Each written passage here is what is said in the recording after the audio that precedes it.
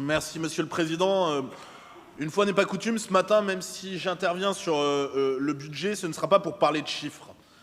Désolé, Monsieur Pradal, mais plutôt de l'esprit qui nous anime, presque de la philosophie, à l'occasion de ce rite annuel.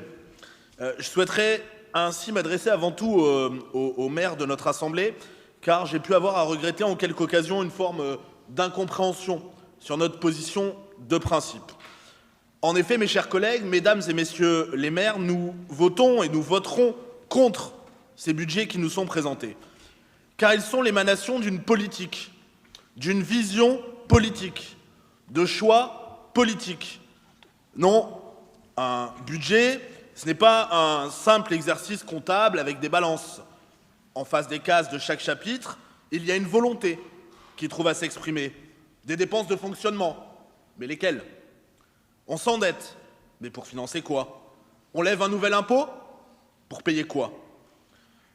Depuis plusieurs années, en particulier à l'occasion des discussions budgétaires, Monsieur le Président, vous expliquez ne plus faire de politique. Vous seriez désormais simplement un administrateur territorial.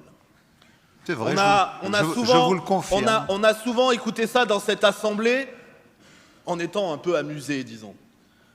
Pourtant, vous avez, avant même qu'il ne se déclare, décidé de prendre part et de prendre parti pour la réélection d'Emmanuel Macron. Rien d'étonnant en soi, sauf que vos actes contredisent un petit peu votre posture. Ainsi, rien que cette semaine, on vous a vu défendre sa candidature dans un média national, être à ses côtés à son siège de campagne, accueillir une de ses ministres, vous me direz ça c'est régulier, ou carrément tenir une réunion publique pour le soutenir à Nice. Avouez que ça ressemble quand même un tout petit peu à de la politique nationale et à de la politique partisane. Monsieur le Président, d'ailleurs, si je voulais être taquin, j'irais presque jusqu'à vous dire qu'au fond, vous en faites bien davantage que moi en ce moment. La fable de l'administrateur local est un peu éculée, Monsieur le Président. Oui, vous êtes, y compris lorsque vous siégez au pupitre de cette Assemblée métropolitaine, un dirigeant politique qui poursuit un programme façonné par la vision du monde qui est désormais la vôtre. C'est d'ailleurs, à l'exception sans doute des maires élus dans des communes de moins de 1000 habitants, qui sont souvent maires davantage par devoir qu'autre chose, et dont je veux saluer particulièrement le dévouement. C'est d'ailleurs la caractéristique commune de beaucoup d'entre nous ici. Je ne crois pas qu'il faille prendre cela comme une marque déshonorante. Oui, nous assumons une fonction politique. Il fut un temps où on considérait même que c'était une fonction noble.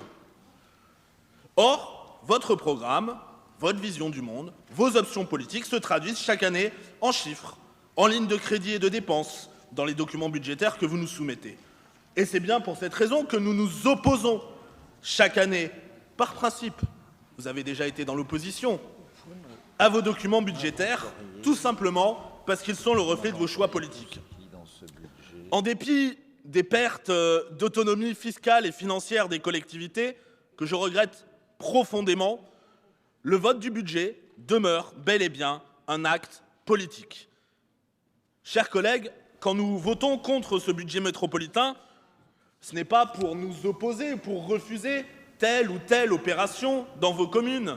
Ce n'est pas davantage d'ailleurs pour dire que tout ce que ferait la métropole serait toujours mal, ou encore qu'elle n'apporterait rien. Vous savez tous ici que nous nous gardons d'un tel simplisme. Mais en effet, nous ne pouvons souscrire au fond de la politique menée par Christian Estrosi. Allez, 3 exemples.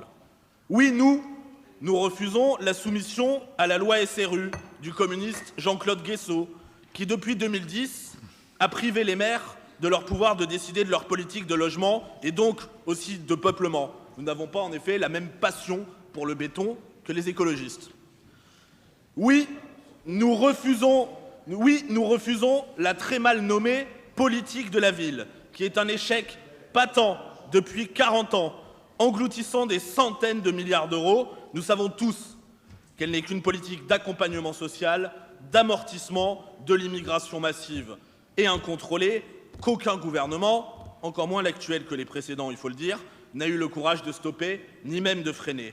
Elle constitue, même à nos yeux, une scandaleuse discrimination, et nous aimerions, nous, voir aussi la mise en œuvre d'une politique des villages. Et puis, c'est encore une différence de vision politique, locale en l'espèce. Tant nous considérons que l'extension permanente sur l'ouest de Nice et la plaine du Var est une erreur. On continue à construire des quartiers d'affaires sans affaires, des immeubles de bureaux sans bureaux, et on extirpe l'offre de congrès originale de notre métropole en cœur de ville et à quelques foulées de la mer pour aller la coincer entre l'Arenas et les Moulins. Ce que je vous dis ne vous étonnera pas ici fondamentalement, mais cela justifie en soi notre opposition à ce budget, au précédent et sans doute au suivant. Je vous remercie.